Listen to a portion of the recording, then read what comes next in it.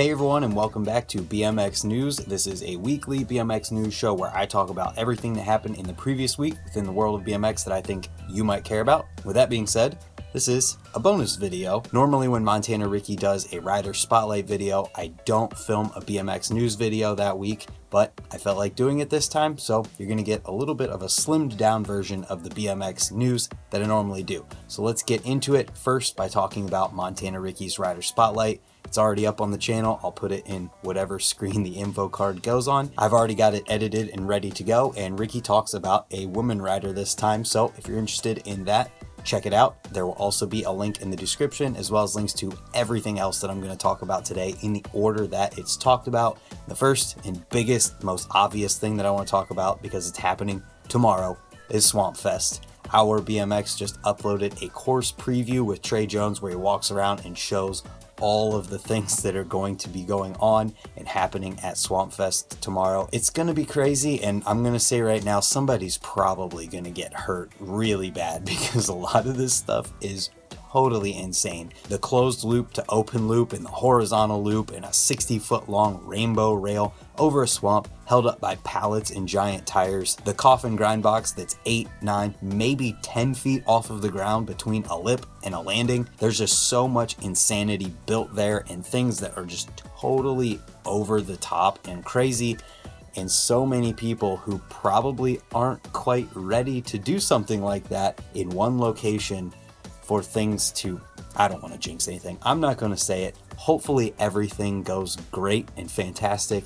Nothing bad happens and everyone has an amazing time. I wish I could be there. Hopefully there's a Swampfest 4 next year where Trey Jones can take things even more over the top than he did this year. There's also some exclusive products that are going to be available only at Swampfest. There is some awesome slip-on shoes from Vans that are on the screen right now that you can see. I'm not even going to describe them. You can see it and you can see how sick they are. Odyssey also has a horizontal loop t-shirt that will only be available at Swampfest, and it was designed by Taj, so that's pretty cool. And I think that's it for Swampfest news. Let me know if you guys are going to Swampfest or if you're excited to see all of the videos that I'm going to talk about next Friday in the BMX news video. I know I'm excited to see what happens. Hopefully some people go live while they're there so we can watch it as it's going down. But after that, I want to talk about G Sport's first new cassette hub in over 10 years. I found an article introducing the Ratchet hub that they previously made that was from 2008. And if you guys know G Sport, you know that they make good stuff. Everything that they've put out in the past has been killer. And now they're coming out with another cassette called the Roloway cassette.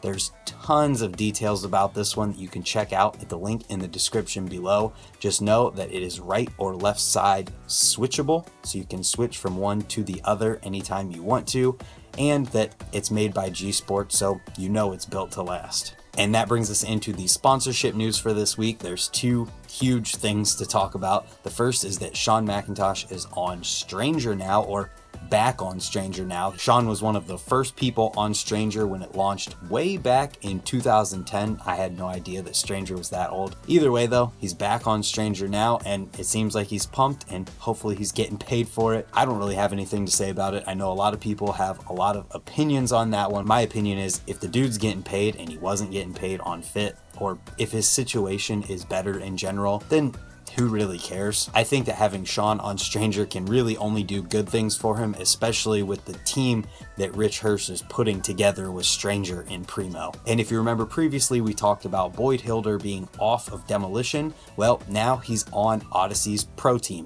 This is huge because Odyssey is a pretty big BMX company, and it's awesome to see them add someone who is so deserving and as much of a shredder as Boyd is.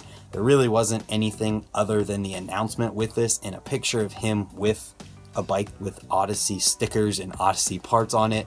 So hopefully we'll get some stuff from him soon from Odyssey. And that brings us right on into the videos from this week. This is supposed to be a slimmed down BMX news video, so I'm only going to talk in depth about a couple of them. And the first one is one that you've probably seen or heard of, and that is the introduction of Nathan Williams' Help signature collection from Kink. This video is honestly hilarious. In the beginning, they have a little bit of a skit and they did a good job putting it together. Normally this stuff's kind of cheesy because BMX riders aren't actors, but the dudes did a good job in there, and it was definitely a great introduction into the insanity that is always Nathan Williams. One clip that stands out to me right now is a double peg to hard 360 rail hop. So a rail hop setup where he grinds the rail and then 360s off the rail over the rail hop part of it. Total insanity as expected from Nathan Williams, and I'm really liking the direction Kink is going with these skits and videos that they're putting together that are just more than just a riding video. Definitely a good one that's worth checking out if you haven't seen it already. And the next video I want to talk about comes from Cult, and it's called Turn Off, Tune Drop In, and it's of their Arizona trip, and it features a ton of amazing riders from Cult. They've got Chase Hawk, Corey Walsh, Lil Jon, Angie Marino, Preston Oker. These are just to name a few. There's a few more riders that are in this one, and it's got 22,000 views already on YouTube.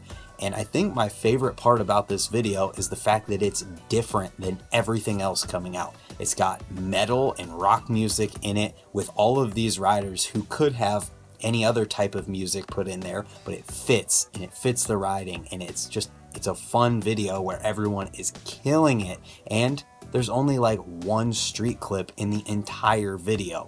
It's all skate parks and pools in Arizona, and there are a lot of pools in Arizona if you didn't know. But seriously, this video is super enjoyable, and it's a longer one if you want a longer video to watch at over 15 minutes long. And there's definitely a clear want for videos like this featuring skate parks and pools and different types of music and not just street riding in BMX right now. It's clear by the view count compared to other videos that this is what people want, or at least they want something different. So hopefully moving forward, BMX can cater towards that, and we can get a little bit more variety in things, because it seems like lately it's been, if you don't have all street clips in your video, then you're not making a video, because that's all that we really see coming from companies, at least the companies that aren't already focused on something else. And that's the last video I want to talk in depth about, but there's a ton of other videos that are worth watching this week. If you want one that's even longer than 15 minutes, BMXFU's latest full-length video came out, and it's called Fire Mids. It's 37 minutes long, and I actually have a clip in it at about the 5-minute 30-second mark, so you can check that out if you want to. And it's got sections from all of the BMXFU guys, Charlie Crumlish and Greg Henry, just to name a couple. Then after that, WeThePeople came out with a video featuring the best of the best. So it's footage that is the best of the best from the past year. So you can guarantee that this one is crazy, because there have been a lot of amazing WeThePeople videos that came out in the past year. Then Polly's 2019 video from Colony, followed by a compilation video from Timm Wiegmann that is the best of Timm Wiegmann from 1997 to 2018. So more than 20 years of footage in this video. Most riders haven't even been riding for 10 years, so just the fact that Timm can put out this compilation video from over 20 years of riding is amazing in itself. And then after that, we've got a video from Emile Bouwman that's called Do You Even Slide Bro? Hopefully I said your name right. If not, I'm sorry. Either way though, that's the last video I want to talk about this week, and that brings us right on into the products from this week. The first one here is Simone Barraco's Simo frame from Subrosa. It's his 2019 frame model. There's more information at the link in the description below, followed by a blood splatter colorway from Subrosa, which comes on their Magnum guard sprocket, the pedal sprocket, the Rose upload stem, the bitchin bar ends, and the bitchin bottom bracket, and the sawtooth tires. So if any of that interests you or looks cool to you, you can check that out in the description below as well. And then another Subrosa product in Mark Burnett's signature Griffin grips that are now available. That's the last product that I wanted to talk about this week. We've got a couple interview podcasts to talk about. The first one is the Unclicked podcast with Dan Lacey. If you didn't know already, Dennis Anderson started a podcast, and this episode of that podcast features Dan Lacey. I listened to this entire thing, and it's definitely one I would recommend listening to, especially if you're a Dan Lacey fan, because just getting to hear from these people and see and hear more than just the riding is never a bad thing, and I've been preaching this since I started making the news video, and things like this just keep coming out. So hopefully more of this keeps coming until people have a source to get to know any of their favorite riders, and I definitely think that that would be awesome. We also had another Rollback podcast come out this week for the first time in several weeks. Calling you out, Kyle. We want more of this podcast because the more variety the better, and you definitely have a different variety of riders that you talk to than most of the other podcasts. This time he features Logan Martin. I haven't had a chance to check this one out, but I definitely think I'm going to, because all I really know about Logan Martin is that he's a machine on a bike and can pretty much do anything he wants.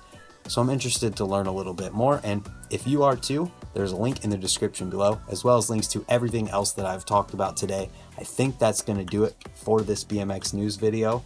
I'm going to refresh BMX Union real quick to make sure, and yep, that's going to be the last thing I talk about this week. I hope that you guys enjoyed the slimmed down BMX news video. If you have any thoughts about anything that I've talked about today, leave them in the comments down below. Also, let's talk about Swampfest and how excited you are that you're going to go, or how excited you are to see what happens in the videos that come out after it all goes down. Either way though, that's going to do it for this week's BMX news. Thank you for choosing to spend your time hanging out, talking BMX with me, and we'll see you next time, because I come out with this BMX news video every Friday. Also, tips and tricks videos on Tuesdays, and other types of riding videos and streams throughout the week. Thank you again for watching, and we'll see you tomorrow for another video. Goodbye.